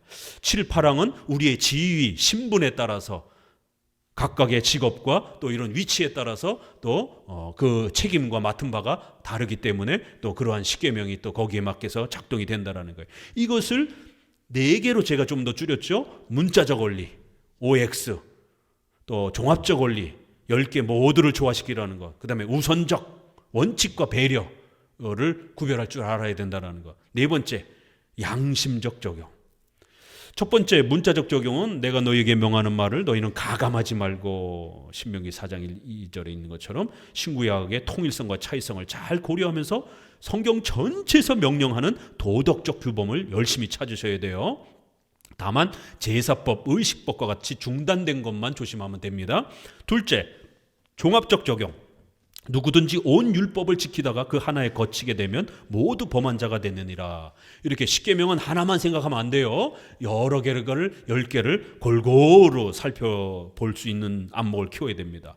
셋째, 우선적 적용은 인간의 죄와 연약함 때문에 계명이 서로 부딪히는 상황이 되면 후순위 계명을 내려놓고 더 비중이 큰 계명을 먼저 선택해야 합니다. 모세가 너희 마음의 완악함을 인하여 아내 내어버림을 허락하였거니와 본래는 그렇지 아니하니라. 마태복음 19장 8절의 말씀처럼 이혼은 하나님의 적극적 명령이 아닙니다. 하지만 인간의 죄악을 막기 위해서 하나님께서는 차선책으로 이혼 증서를 허용하셨습니다. 이혼은 하나님의 뜻이 아니에요. 그렇죠? 7계명에서. 근데 성경은 특수한 경우에 이혼을 허락해 주는 겁니다. 이혼 증서 써주라라고 오히려 모세에게 명하는 거예요. 이거는 적극적 명령이 아니라 소극적 명령인 거예요. 죄를 막기 위한, 더 큰 죄를 막기 위한 방어적 차원인 것이에요. 그런 배려의 특수성이 있을 수 있다는 겁니다. 이렇게 부득이한 일이 생기면 배려해 주는 겁니다. 또한 1판과 2판이 부딪히면 주일 성수를 해야 되는데 회사를 가야 돼요. 주일 성수를 해야 되는 거예요. 4계명이 우선순위가 돼야 되는 겁니다. 1판을 먼저 봐야 되는 거예요. 또 2판에서는 국가 간 살인, 생명과 관련된 부분, 7계명, 순결에 대한 문제, 이게 우선순위가 되고 거짓말, 또 탐욕 이런 부분들은 특수한 경우에는 또 허락이 되는 거예요. 부모가 주일에 예배를 못 드리게 하면 거짓말을 하고서라도 예배 드리러 가야 한다. 그런데 로이드 존스는 이걸 거꾸로 적용해요. 부모의 말에 순종해야 되니까 예배 드리러 가면 안 된다. 이렇게 적용합니다. 이래서 장로교의 십계명에 대한 이해와 회중파의 이러한 경건주의 계열의 십계명에 대한 윤리에 대한 적용이 다릅니다. 우리는 거짓말을 해서라도 교회 와서 예배 드려야 되는 겁니다. 군인이 포로로 잡히면 부하들을 지키기 위해서 9계명의 정직을 포기해야 됩니다. 난 모른다. 딱 잡아떼야 되는 거예요. 부하들의 생명과 국가의 그러한 전쟁의 이러한 승리를 위해서. 의사들이 환자를 치료할 때 나을 수 있습니다. 너 내일 죽어. 이런 식으로 너 못 고쳐. 이렇게 협박하고 이러면 안 되는 거예요. 그게 사실일 수는 있다 할지라도 혹시라도 0.1%의 치료의 가능성이 있다라면 우리 치료해 봅시다. 나을 수 있습니다. 위로하면서 또 경찰은 거짓말을 입에 달고 살잖아요. 범인들 잡으러 갈 때 함정 수사해야 되고 이런 특수한 직업과 경우에 그런 거짓말과 또 이런 부분들을 배려해 주는 겁니다. 여러분 크리스찬이 경찰일 때 어떻게 하겠어요? 얼마나 그 양심에 가책 느끼겠어요. 매번 함정 수사라고 하면서 택배요 하면서 이렇게 위장하고 가는데 얼마든지 양심에 거리낌 없이 크리스찬으로서 일할 수 있는 겁니다. 경찰이라고 하는 직업을. 거짓말이 허용이 되는 겁니다. 넷째로 양심적 적용은 십계명에서 명백히 금지하지 않는 부분들은 일반 은총을 적극 적용하여 이성적으로, 상식적으로, 합리적으로 사랑과 덕스러움으로 선택하는 것입니다. 이게 바로 오늘 14장의 결론에 사랑스러움과 덕스러움으로 해라라고 그렇게 나오는 겁니다. 칼빈은 양심적 적용은 항상 각 나라의 관습을 존중하며 인간을 사랑하는 애정 속에서 그리고 의견이 대립되면 서로 양보하면서 중간적 입장을 선택하는 세 가지를 제시해 주었습니다. 바울은 의식주와 관련해서 고린도전서에도 이렇게 말합니다. 같이 읽어봅니다. 모든 것이 가하나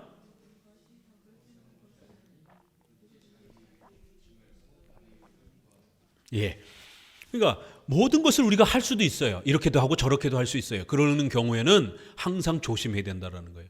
우리 이웃이 혹시라도 상처받을까 봐, 우리 이웃이 혹시라도 마음의 부담을 느낀다라면 안 할 수도 있고 또 할 수도 있고 이렇게 잘 배려하면서 사랑으로 하라는 것이에요. 덕스럽게 하라는 거예요. 이 덕스럽게라는 말이 바로 양심적으로 하라는 거예요. 이게 아디아포라, 중립적인 것에 대한 선택을 이렇게 항상 사랑 안에서 하라라는 말입니다. 14장 15장은 십계명 원리 중 바로 이 네 번째에 해당이 되는 양심의 자유 원리를 소개합니다. 본질적인 생활 규범에 해당되지 않는 비본질적인 것들은 이렇게 선택해도 되고 저렇게 선택해도 됩니다. 개혁파는 이것을 중립적인 원리, 양심적인 선택의 원리라고 합니다. 교회법은 본질적인 것들을 구체적으로 적용하기 위해서 당회나 노회와 같은 회의체를 통해서 결정하기도 하지만 술과 담배와 같은 중립적인 것들도 적용하기 위해서 각 교단마다 결정하는 교회 통치의 행위가 있습니다. 술, 담배는 특별히 술은 사용하라라고 디모데에게 너의 위장에 자꾸 탈이 나는 것 때문에 포도주를 사용해라 이렇게도 말합니다. 예수님이 첫 번째 기적해 준 게 뭐예요? 가나안 혼인잔치에서 포도주 만들어 준 거예요. 술 만들어 준 겁니다. 그리고 그 술로 연애를 즐기면서 아주 즐겁게 그렇지만 또 성경에는 술 취하지 말라 이렇게 또 자제도, 그러니까 술을 우리가 문화와 음식으로 즐길 수는 있지만 너무 이성을 잃을 정도로 그렇게 취하면 안 된다라고도 또 경고하기도 합니다. 그러나 담배는 아예 없어요, 성경에. 이건 교회법으로 결정해 준 거예요. 대한민국 사람들이 아편 그 끝에 문화와의 이 근대 문화에 있었기 때문에 구한 말세대가 선교사들이 들어오니까 이 아편, 담배 이게 막 엄청난 거예요. 건강에 해를 입을 정도로. 그래서 술을 금지시킨 겁니다. 담배를 금지시킨 거예요. 술은 결혼식을 옛날에 일주일 동안 했어요. 피로연을. 저만 해도 말술을 말통 이만한 우리 지금 20리터짜리인가요? 생수통 이만한 거를 막 30개씩 쌓아놓고 일주일 내내 술 먹고 결혼식 잔치를 하고 막 나중에 다 쓰러져 갖고 막 오바이트 하고 막 그리고 이제 토요일까지 잔치하고 주일날 예배 못 와요. 막 술 취해가지고 장로님 하고 갔더니만 거꾸로 주무시고 계세요. 그래서 한국 사람들은 너무 인사불성으로 술을 먹는다. 예배가 안 되는 거예요. 그다음에 아편 담배 문제. 그래서 선교사들이 술 담배를 아주 중요한 세례 기준으로 정해버린 겁니다. 교회법으로. 교회법으로 정할 수도 있고 폐할 수도 있어요. 이제 성숙했다 하면 총회가 이제 이거 더 이상 우리 지키지 말고 폐합시다. 성도들이 자유 선택에 둡시다. 커피를 먹듯이 미국에는 술 담배 부분이 개혁주의 교회 안에 아디아포라로 되어 있어요. 자유로. 그래서 한국 전도사들이 유학 갔다가 제일 당황하는 게 이제 예배 끝나고 나서 맥주 한 잔 쫙 마시고 이런 게 굉장히 낯설지만 그럼 그들의 문화인 거예요. 우리 커피 자연스럽게 마시잖아요. 그러나 이제 커피가 심하게 문제가 되는 카페인 중독으로 인해서 막 죽어가는 이런 남미라든가 이렇게 커피 좋아하는 국가들에서는 선교사들이 커피를 카페인 중독 때문에 금지시켰단 말이에요. 그런 사람들이 우리나라 유학 가가지고 아메리카노 응? 세상에 한국 여성들은 아무리 날이 추워도 아이스 아메리카노 한국 여성들은 아이스 아메리카노 너무 좋아하잖아요. 그 사람들이 와서 보면 기겁을 할 건 아니에요. 어떻게 저렇게 커피를 그냥 막 아침 먹고 점심 먹고 저녁 먹고 하루에 막 5잔씩 먹고 예배 끝나고 먹고 커피숍에 가서 회의를 하고 어떻게 이럴 수가 있지? 저 죄 짓는 거 아니야?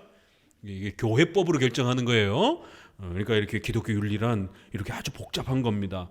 그렇지만 기본 원리를 잘 배우면 이것도 이제 우리가 쉽게 극복해 갈 수 있어요. 따라서 교회법으로 정해진 규범들은 각 교회 성도들이 법적인 복종을 해야 하는 것입니다. 여러분 마음대로 할 수 없는 많은 부분들도 있어요.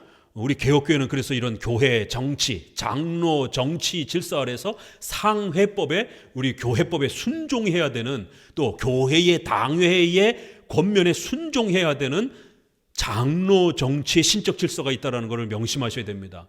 그래서 일반 교회 신자들처럼 자유롭게 자기 마음대로 모든 것을 다 혼자 결정하고 이렇지 않습니다. 그런 면에서 장로교는 굉장히 엄격해요. 목사님이 항상 따지고 살펴보고 교회법으로 문제 삼고 이게 옳은지 틀린지에 대해서 훈계하고 이런 게 강하다라는 거예요. 그래서 이제 처음에 장로교 신앙생활 하려고 할 때 이런 게 이제 불편해서 나 답답해서 장로교 신앙생활 못 하겠다 이제 이렇게 왜 목사님이 일일이 간섭하느냐 이제 이렇게 이제 부담스러워 하시는 분도 계셔요. 그러나 이건 간섭이 아니라 여러분이 하나님의 섭리를 잘 적용하면서 안전하게 살아갈 수 있는 안전장치라는 걸 명심하셔야 돼요. 목사님들 실수할까봐 당회, 노회, 총회라고 하는 안전장치가 3개씩이나 이렇게 겹겹이 쌓여 있잖아요. 그래서 목사님도 뭔가를 결정하려면 반드시 우리 교회의 기본 질서, 그 다음에 또 노회의 법, 그 다음에 총회의 교회법 이거 다 헤아려 가면서 해야 되느냐 말아야 되느냐를 결정해야 된단 말이에요. 목사님도 하물며 그런데 우리 성도들은 자기 마음대로 모든 결정을 한다? 이러면 안 되죠. 하나님의 말씀 앞에 우리가 복종하기 위해서 이런 훈련들을 하는 겁니다. 하지만 교회법에서 특별히 금지하지 않는 것들은 성도들이 개인의 삶에서 얼마든지 양심의 자유 속에서 자유롭게 선택하면 됩니다. 이렇게 십계명을 토대로 교회법과 양심의 자유 원리 속에서 적용하는 법칙이 바로 로마서가 믿음으로 쫓아 하지 아니하는 모든 것이 죄니라고 말하는 기독교 윤리의 법칙입니다. 14장 결론에 가서 음식, 유대인들은 정결법 있잖아요. 그렇죠? 먹을 수 있는 것과 못 먹는 게 있어요. 절기, 유대인들의 절기가 있단 말이에요. 근데 이방인들은 자유롭단 말이에요. 그럴 때 이제 신약 예배 속에서 어떻게 해야 되는가? 유대인들이 많이 모여 있는 데는 먹지 못할 음식들이 있어요. 점심 먹으려고 할 때 못 먹는 음식들이 있단 말이에요. 또 절기도 구약의 제사법이 아직 존재하던 시절이니까 예수님이 사도들이 이제부터 몇 시 몇 분부터 이제 구약의 의식법 중단이다 이렇게 딱 칼로 자르지 않았어요. 언젠지 정확하게 이렇게 말씀하시지 않았어요. 예수님도 마가복음 그 유명한 7장 말씀에 있는 그 구절, 모든 것이 깨끗하다 이렇게 음식에 대해서 이제 구약의 정결법이 폐지가 되었다라고 말씀합니다. 근데 그게 몇 날 몇 시부터라고는 말씀하지 않으셨어요.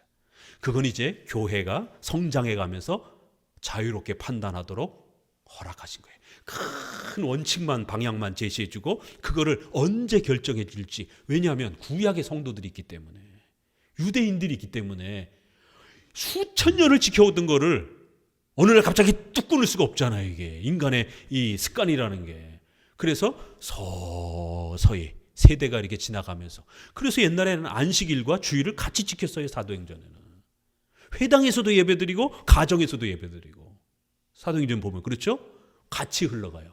그러다가 니케아 회의에서 325년 니케아 신조 3일체를 우리가 많이 알잖아요. 거기에서 교회 행정과 관련된 결정도 했습니다. 이제는 더 이상 안식일을 지키지 않냐고, 이제로부터는 주일만 공적인 교회의 예배날로 지킨다라고 확정을 했습니다. 교회법으로. 300년 동안 배려를 해준 거예요. 세상에. 유대인들에 대한 배려를. 이렇게 교회법이란 배려가 있어야 된다는 거예요. 사랑이 있어야 된다는 거예요. 참 놀라운 겁니다. 그래서 이렇게 믿음으로 쫓아하지 아니한 것. 그럼 도대체 믿음으로 하는 게 뭐예요? 믿습니다 하고 나 혼자 결정하는 거예요? 신비주의자들은 그렇게 하는 거예요. 자기 혼자 막 기도하고 갑자기 뭐가 떠올랐어요. 이게 하나님의 뜻이라는 거예요. 우격다짐으로 밀고 나가는 거예요. 자기 마음대로 결정하는 거죠, 사실은. 믿음으로 쫓아하지 아니한 거 14장 23절에 이제 결론에 이런 절기 문제, 음식 문제, 이거 어떻게 할 건가? 이럴 때 연약한 자가 있으면 먹지 말라라는 거예요. 그러나 연약한 자가 없으면 얼마든지 하라는 거예요. 이렇게도 할 수도 있고 저렇게도 할 수 있다라는 거예요. 이런 비본질 문제는 너무 이렇게 자를 대고 접근하지 말라라는 거예요. 형편을 보고 결정하라는 거예요. 사랑으로 결정하라는 거예요. 덕스럽게 결정하라는 거예요. 그러면서 결론을 믿음으로 쫓아해야 된다는 거예요. 아니 여태까지 사랑으로 해라고 해놓고 갑자기 결론을, 그러니까 이게 바로 사랑을 잘 적용하고 펼쳐나가는 게 바로 그게 믿음으로 하는 기독교 윤리법칙이다라고 결론을 내리는 거예요. 갑자기 믿음으로 하지 아니하면 죄가 된다. 그러면 우리가 통상 이신칭의와 관련해서 믿음이 있잖아요. 여기서 이제 그런 믿음을 말하는 건 아니에요. 십계명과 관련된 믿음을 말하는 것이죠. 우리 신앙생활과 관련된 그런 믿음들. 바로 이건 십계명을 전제로 한 표현이에요. 믿음은 항상 뭐를 전제해요? 이신칭의를 전제하죠. 구원과 관련해서는. 생활과 관련해서는 뭘 믿어야 돼요? 십계명을 믿어야 되잖아요. 그렇죠? 그래서 믿음에는 두 종류가 있어요. 예수님을 믿느냐 안 믿느냐. 구원과 관련해서 처음에 고백하는 믿음 고백이 있고, 신자가 된 다음에 성장하는 믿음이 있는 거예요. 생활과 관련해서, 십계명과 관련해서. 믿음은 하나지만 종류가 두 개가 이렇게 두 방면이 있는 겁니다. 그렇기 때문에 믿음의 법칙은 이건 십계명을 말하는 거예요. 그러니까 율법의 삼용법도 이렇게 표현하지만 믿음의 법칙 이렇게도 표현하는 거예요. 기독교 윤리와 관련해서. 우리 신자들은 십계명을 믿으면서 우리는 살아가잖아요. 이렇게 갑자기 요약을 확 하니까 이 문맥이 이렇게 뚝 끊기는 것 같아서 어렵지만 성경 전체를 보게 되면 왜 바울이 이런 표현을 쓰는지, 어떤 의도로 쓰는지 우리가 충분히 읽어낼 수 있습니다. 이건 십계명과 관련된 표현이에요. 그러니까 항상 우리가 덕스럽게, 사랑스럽게 또 이렇게 이웃을 배려할더라도 항상 결론은 뭐예요? 십계명을 기본 원칙, 대원칙으로 세우면서 항상 배려하면서 이웃들을 바라보면서 도와가면서 이렇게 하라는 거예요. 그렇게 되면 이제 어떤 일이 벌어진다고요? 15장 4절 같이 읽어봅니다. 우리로 하여금 인내로 또는 성경의 안위로 소망을 가지게 하려 함이라. 그러면 성경이 주는 어마어마한 위로와 힘을 갖게 된다는 거예요. 하나님의 섭리 안에서 우리가 성경적으로 올바른 결정을 했다라고 하는 어마어마한 확신을 준다라는 거예요. 확신뿐만 아니라 실제로 여러분의 의식주와 관련해서, 신앙과 관련해서 혜택이 주어진다라는 겁니다.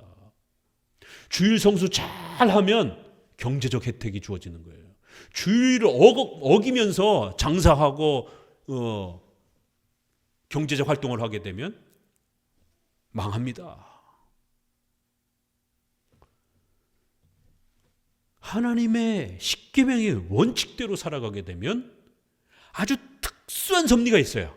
전염병과 재난이라든가 전쟁이라든가 이런 거 특수한 경우 빼놓고는 보편적인 그런 일상의 삶에 있어서는 주일 성수 잘하면 성도들의 건강, 경제적, 또 여러분의 삶 평안합니다. 하나님이 그런 복을 주시는 거예요. 의식주에 대해서도 복을 주시는 겁니다. 신앙이 성장하는 복도 주시지만, 십계명은 분명히 윤리에 대한 약속이 있잖아요. 5계명, 내 부모에게 공경하라, 부모를 공경하라. 그래야면 장수할 것이다, 번영할 것이다. 두 가지 약속을 하고 있어요. 뭐죠? 믿음이 자라갈 거다? 아니, 5계명 잘 지키면, 부모에게 순종하라 그러면 내가 땅에서 번성하고 장수할 거라는 거예요. 우리의 인간의 삶 속에서 신앙 다음으로 가장 바라는 소망이 뭐예요? 아프지 않고 건강하게 사는 거죠. 그렇죠? 가족들 모두 오래오래 장수하는 것. 근데 너무 가난해요. 먹을 게 없어서 매일매일 울어요. 이것도 또 힘들잖아요. 장수하면서 이렇게 그래도 또 먹고 살 수 있을 정도로의 번영은 가지는 거. 이게 인간에 있어서 이만큼 행복한 게 어디 있어요? 오래 장수하고 또 먹을 것이 풍요롭게 이렇게 살아갈 수 있는. 하나님이 그 두 개를 약속하고 있단 말이에요. 여러분 정신 바짝 차리셔야 돼요. 우리 미혼 남녀 청년들은 신자와 결혼하셔야 됩니다. 그래야 하나님이 건강의 복과 자손의 복과 또 물질의 이러한 복도 주시는 겁니다. 불신자랑 결혼하게 되면 경제가 엉망이 됩니다. 자손 교육이 엉망이 될 겁니다. 여러분의 삶이 엉망이 될 겁니다. 목사님 경고할 수 있습니다. 왜? 성경이 경고하니까.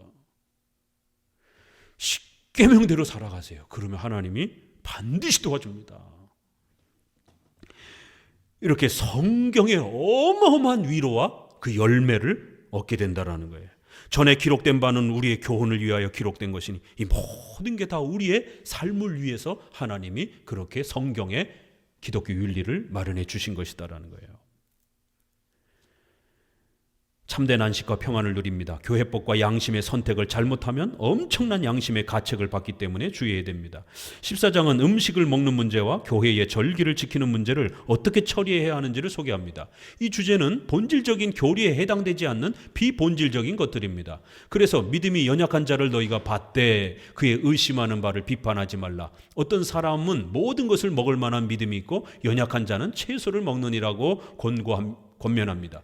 이런 비본질적인 주제들은 각 사람마다 교회마다 이해하는 정도가 서로 다릅니다. 따라서 자신의 해석과 조금 다르다고 해서 서로 정죄하고 비판하면 안 됩니다. 강한 자가 연약한 자의 약점을 담당해야 한다 이렇게 표현합니다. 15장에도 계속 이것이 연속이 됩니다. 모든 일을 선을 이루고 덕을 세우는 방향으로 해야 한다라고 15장 2절에 결론을 맺습니다. 십계명의 이런 원리를 헤아리지 못하고 십계명을 단편적으로 적용하면 흑백 논리에 빠져서 남을 정죄하는 율법주의나 세대주의, 극단적 근본주의, 즉 과격하고 엄격한 문자주의에 빠집니다. 특별히 개혁주의권 내에서도 하이퍼 칼비니즘이나 회중파 청교도에서 이런 실수가 자주 목격되기 때문에 더욱 주의해서 적용해야 합니다.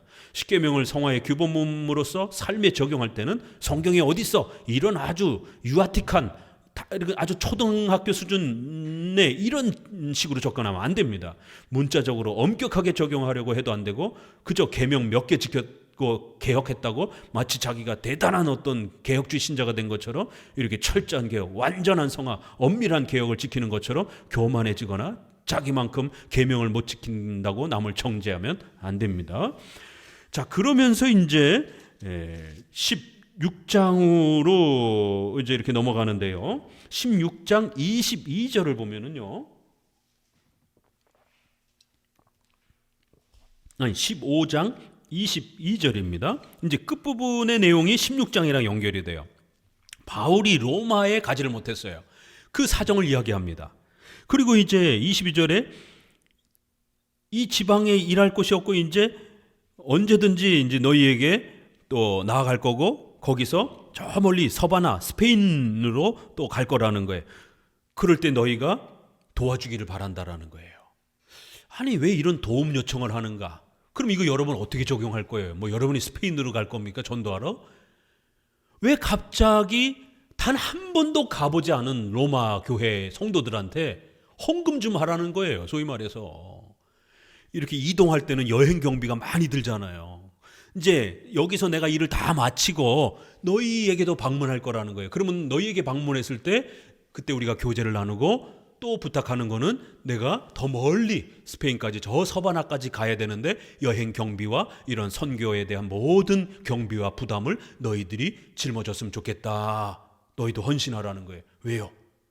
교회는 자기 교회만이 아니라 반드시 장로 교회가 되어야 되기 때문에 여러 교회들이 하나의 노예 아래 있는 거예요. 하나의 교단 아래 있는 거예요. 예수 그리스도의 하나의 교회, 캐톨릭, 보편적, 하나의 우주적 교회 아래 서로 연합해 있는 겁니다. 전 시대의 전 지역의 모든 크리스찬들은 하나님의 택한 백성들인 거예요. 이 땅에서 우리가 다 같이 모이지 못하기 때문에 이 시대에 살아있는 사람들 안에서 그 지역에 적어도 그 나라의 교단 아래에서 총회 아래에서 또 각 작은 지역에서는 노예 아래에서 교회가 개별적으로 있어서는 안 되고 반드시 서로 법적으로 의무적으로 책임과 의무를 감당하면서 하나의 교회로 묶여 있어야 된다는 거예요. 내가 한 번도 너희 교회를 가보지 않았어도 너와 바울이 아무 상관이 없는 게 아니라 사도들의 책임 아래 있는 모든 교회라는 거예요. 또 사도들이 세운 그 목사님들과 장로님들의 통치와 지배를 받는 그 질서 아래 있는 교회들이라는 거예요. 그러니까 너희가 법적으로 이단의 문제, 권징의 문제에도 너희가 순종해야 되고 또 선교와 관련된 이런 전도와 헌금에 대한 경제적 책임에 대한 부분에도 너희가 반드시 참여해야 된다는 거예요. 너희는 너희 혼자 있는 게 아니라는 겁니다. 절대로 혼자 있는 교회가 아니라 여러 교회가 반드시 한 노예 아래 법적으로 순종하고 복종해야 하는 장로 정치적 구조 아래 있어야 된다는 겁니다. 장로 정치라는 말은 한마디도 안 나왔지만 장로 정치의 실제 원리인 상회법 원리, 또 그 교회법에 모든 산하교회가 복종해야 된다는 것, 또 각각의 경제적 책임, 또 그 다음에 법에 대한 복종, 의무적 책임, 이게 다 나와 있습니다. 여기. 그래서 너희가 나를 섬겨주기를 원한다. 내가 성도를 섬기는 일로 이제 예루살렘으로 간다라는 거예요. 아니 남의 교회 얘기를 왜 합니까? 지금은 내가 갈 수 없다라는 거예요. 왜냐하면 구제 헌금을 예루살렘이 지금 기근이 닥쳐가지고 어려움에 빠졌다라는 거예요. 그래서 마케도냐와 아가야, 이 고린도, 이 아가야가 엄청 넓은 지역이에요. 여기 있는 수많은 아가야 지역에 있는 교회들이, 마케도냐에 있는 수많은 교회들이 하나의 의무와 책임 아래에 묶여 있는 겁니다. 반드시 예루살렘 교회에 헌금해서 구제로 도와줘야 되는 겁니다. 우리 교회 빠질래? 우리 교회하고 상관없어. 우리 교회 돈 없어. 이러면 안 된다라는 겁니다. 반드시 이런 특별한 의무 아래에서 함께 모여서 헌금을 했고 이제 그 헌금을 가지고 내가 예루살렘 교회로 간다라는 겁니다. 그 의무를 마치면 이제 너희 교회로 갈 거라는 거예요. 그러면 너희도 이제 이런 경제적 책임을 통해서 선교에 참여하라는 거예요. 가난한 자들을 위하여 기쁘게 얼마를 헌금하였다. 아니 갑자기 왜 끝마무리에 헌금 이야기를 하느냐 말이에요. 이렇게 여러 지역교회들이 분리되어 있는 게 아니라 서로의 책임과 의무를 짊어지면서 이단의 문제도 대처해야 되고 또 교회 법에도 같이 복종해야 되고 또 헌금이라고 하는 이러한 엄청난 경제적 책임에도 같이 책임을 다하면서 서로 묶여 있어야 된다는 거예요. 그래서 너희들도 이제 이러한 예루살렘을 돕는 일들에 너희도 동참해야 된다는 겁니다. 저희가 기뻐서 하였거니와 또한 저희는 그들에게 빚진 자다. 그들이 전도를 받았기 때문에 이제 너희들이 경제적인 것으로 그들을 섬기는 게 당연하다라는 거예요. 그러니까 로마 교회도 사도들이 한 번도 안 가봤지만 사도들에 의해서 영향을 받아서 세워진 교회라는 거예요. 그러니까 너희들도 당연히 영적인 것을 받았으니까 육적인 것으로 사도들을 섬기고 또 전도자들을, 목사님들을 경제적으로 도우라는 거예요.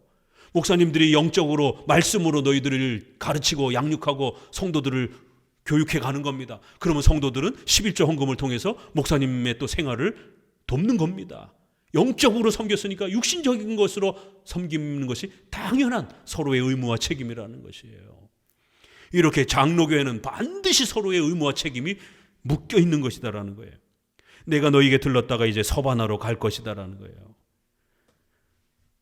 그러면서 이제 16장에 와서 갑자기 겐그리아의 교회 일꾼으로 있는 베베를 추천합니다. 성도에 합당한 예절로 너희가 잘 받아주고 그를 또 도와주라는 거예요. 그에게 소용되는 일, 이 베베가 이제 로마서를 들고 가는 이제 이런 일을 하는 겁니다. 사도들의 편지를 전해주는. 그러면 그 경비가 생각해 보세요. 지금도 비행기 값이 얼마나 비쌉니까? 그럼 그때 배값, 마차 타고 다녀야 되고 얼마나 돈이 많이 들겠어요. 그 식사비라든가 이런 거 다 들어가야 되는데 너희가 그 소용되는 비용을 도와주라는 거예요. 왜냐하면 그 베베는 나의 일꾼이기 때문에, 교회를 돕는 중요한 또 그러한 또 일꾼이기 때문에 이런 일들에 성도들이 남몰라라 하면 안 된다라는 겁니다. 그리고는 이제 16장에서는 본격적으로 26명의 사람을 소개하면서 모든 교회들을, 여러 교회를 소개하고 그 여러 교회에 또 문안 인사와 서로가 돕고 책임을 져야 되는 상호 이러한 협조와 또 복종 아래에 있어야 되는 이러한 또 아주 중요한 연합 원리를 법적으로 복종하고 순종하는 연합을 장로 정치, 신적 권위 앞에 모두가 함께 묶여야 된다라고 하는 한 노예 아래 반드시 개교회는 속해야만이 유형교회로서 홀리 캐톨릭이 된다라고 하는, 혼자 있어서 교회가 아니라 하나의 교회로 존재하는 것이 교회 원리라고 하는 장로 정치 원리가 소개가 됩니다. 26명이 소개가 돼요. 이거 도대체 왜 이렇게 많은 사람을 소개하는가? 굉장히 참 따분해요. 이름만 쭉 나열되어 있으니까. 근데 이거를 교회론적 관점에서 보게 되면 이렇게 엄청난 교회들이 하나의 법에, 교회법에 묶여있고 책임과 의무를 감당하는 장로 정치의 강력한 그 법적 순종과 의무와 책임이 이렇게 멋있게 소개가 되는 거예요. 디모데 전후서에서는 아주 장로 정치, 장로 법을 이렇게 아주 명시하면서 소개하지만 여기에서는 실제적으로 장로 교회로서 교회들이 어떻게 서로와 의무와 책임을 다해야 되는지, 경제적인 면에서, 교리 면에서, 또 이단을 정죄하는 권징 면에서, 이제 뒤에 보게 되면 이단 권징하는 문제가 나와요.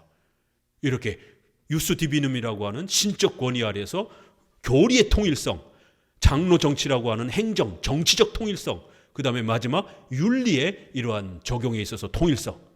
교회가 하나 되려면 3요소가 있죠. 교리적 통일성, 정치적 통일성, 윤리의 통일성. 그래야 한 마음 한 뜻이 될 수 있는 거예요. 자, 16장에서는 소개할 많은 인물들 목록은 어떤 의미가 있을까? 왜 서신서들은 후반부에 안부 인사와 여러 사람들의 이름을 기록하는 것일까?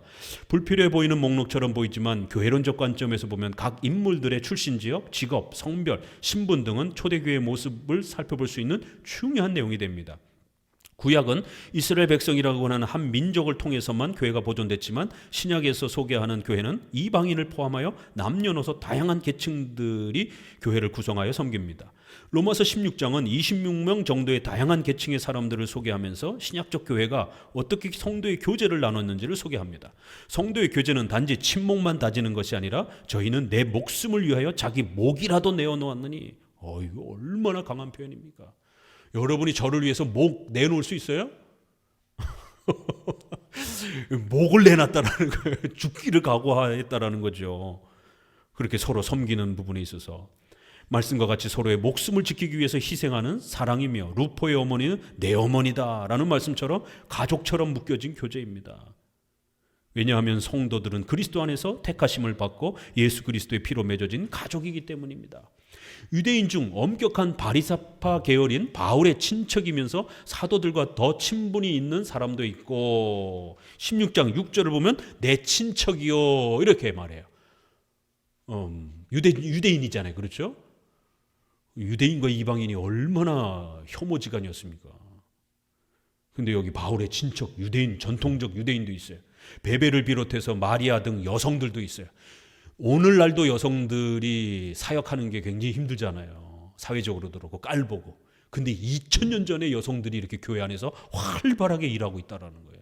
비록 목사와 장로라고 하는 직분은 아닐지라도 그 외에 많은 사역들을 여성들이 아주 적극적으로 참여해서 일하고 있는 모습들을 보게 됩니다. 여성들을 절대로 무시하지 않습니다. 암블리아, 우르바노와 같은 노예들도 있어요. 아리스토블로와 권의 권속처럼 신분이 높은 왕족도 있어요. 도시의 재정을 담당하는 로마의 공무원도 있어요. 신약의 교회는 학연, 지연, 혈연, 신분을 따지는 것이 아니라 모든 사람이 그리스도의 형제와 자매가 되는 성도의 교제를 이렇게 실천적으로 표현합니다. 16장에서 소개하는 교회로는 성도의 친밀한 교제의 중요성도 소개하지만 후반부에서 너희 교훈을 거스려 분쟁을 일으키고 거치게 하는 자들을 살피고 저희에게서 떠나라. 16장 17절에 저희는 자기 배만 위하고 아주 교활한 말로 아첨하는 말로 순진한 사람들의 마음을 빼앗는다라는 거예요. 교회를 분열시킨다라는 거예요. 그러니까 교회를 쪼개고 나누는 분리주의자들. 교회가 하나의 일치됨으로 있어야 되는데 이렇게 교회를 자꾸 쪼개고 나누는 분리주의. 왜 분리주의가 만들어집니까? 첫 번째, 신앙 고백이 일치가 안 되니까 그런 거예요. 성경 해석이 일치가 안 되니까. 두 번째, 정치가 서로 일치가 안 되는 거예요. 행정이 일치가 안 되니까. 윤리의 해석과 결정이 다른 거예요. 이쪽에서는 죄가 된다고 그러는데 저쪽에서 죄가 안 된다고 그러고. 그럼 어떻게 하나가 됩니까 이게? 반드시 신앙 고백의 일치, 정치의 일치, 그 다음에 윤리의 일치가 있어야 되는 겁니다.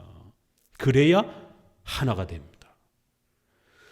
교회를 파괴한 악한 자들을 구별하여 내쫓아야 한다고 권면합니다. 교회란 성도들의 영적 교제이면서 동시에 이단을 분별하여 멀리하는 권징이 동시에 존재하는 교회법적 치리 교제이기도 합니다. 분별을 위한 권징을 게을리하면 교회는 신속히 미혹을 받아 타락할 수 있습니다. 수많은 목사와 성도들이 각자 성경을 자기 생각대로 해석하다 보니 교회 역사는 해석 논쟁을 피할 수 없습니다. 그래서 교회들은 사도신경과 웨스민스터 신앙 고백과 같은 공적인 해석 규범을 확립했고 이 신조에서 벗어나는 분파들을 이단으로 정죄했던 것입니다. 바로 여기에서 정통과 비정통 기독교 역사가 구별됐으며 이 둘을 혼합하는 혼합적 중도적 기독교, 즉 이단은 아니지만 수준이 떨어지는 미흡한 기독교 분파가 형성되는 것입니다. 정통 기독교는 어거스틴과 칼빈과 후기 칼빈주의자들과 웨스민스터 신앙 고백과 같은 객관적 신앙의 체계를 계승하는 역사적 개혁파 신학을 의미합니다. 우리 대신교단 안에 아주 그 유명한 선언이죠. 우리의 신학은 개인의 주관적 학적 표명이 아니라, 같이 읽어봅니다. 역사적 기독교회의 교회성을 이 같은 의미에서 우리는 칼빈주의를 표방한다. 이는 우리의 신학이 칼빈 한 사람의 개인의 신학을 의미하는 것이 아니라 칼빈의 신학적 입장이 성경의 계시 진리를 역사적 기독교회가 신조 또는 교회의 신학자들의 저술 형태로 고백해온 체계적 진리를 옹호하고 있기 때문이다. 정통 기독교의 가장 바른 모습을 계승한 개혁파 신앙의 핵심적 특징은 두 가지로 정리가 됩니다. 첫째는 이제 족보 신학, 계보가 있어야 된다라는 것. 어떤 신학 노선인가에 대한 정리가 있어야 된다라는 거예요. 그래서 적어도 우리의 개혁파 신학의 노선은 이렇게 칼빈, 쯔빙글리, 베자, 낙스, 또 신조와 관련해서 또 둘째는 공교회적 신학이다. 그래서 개인의 이런 신학이 아니라 반드시 객관적, 공적 신학의 고백이라는 거예요. 그래서 우리의 교리 표준은 웨스민스터 신앙 고백이라고 하는 공적 교리적 표준을 가지고 공교회적, 이렇게 개인적 교회가 아니라 공교회적 표준 아래서, 공교회적 질서 아래서 성경 해석을 하면서 교회를, 신앙을 펼쳐간다라는 겁니다. 그리하여 목사 임직, 장로 임직에서 7대 서약 중에 두 번째는 신구약 성경의 교훈한 도리를 총괄한 것으로 알고, 웨스민스터 신앙 고백이요, 성실한 마음으로 받아 믿고 따르겠습니까? 라고 묻는 겁니다. 이렇게 적어도 우리 신앙 고백에 대한 이런 고백이 있어야 된다는 겁니다. 자, 로마서 16장은 이렇게 분쟁에 대한 문제를 책망하면서 교회가 하나 돼야 된다라고 이렇게 표현을 합니다. 그리고 이제 21절 이후 보게 되면 여기의 이름들은 좀 달라요. 나의 동역자 디모데, 누기오, 이게 누가로 많이 해석합니다. 야손, 소시바더, 또 그다음에 편지를 전하는 더디오, 또 나와 온 교회를 돌보아주는 가이오, 이 장로 그룹입니다. 목사나 장로에 해당이 됩니다. 왜요? 온 교회를 돌보는 자라는 거예요. 지금 여기에서 나오는 사람들은 누구예요? 다 교회 지도자들입니다. 분명히 교회의 직분자들과 성도들이 구별되어 있다는 겁니다. 이거 장로 정치 원리잖아요. 이렇게 교회 지도자들의 또 이런 사역들을 또 존중해 주라는 것이. 그러면서 이제 마지막으로 결국 이 모든 것들은 예수 그리스도의 복음을 우리가 세우기 위한 또 그러한 목적이다라고 로마서를 마칩니다.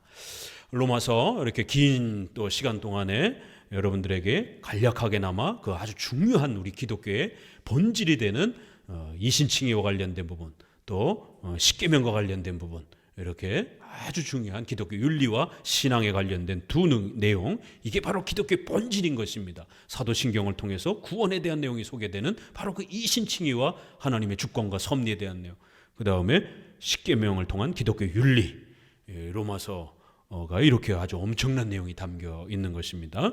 기도합니다.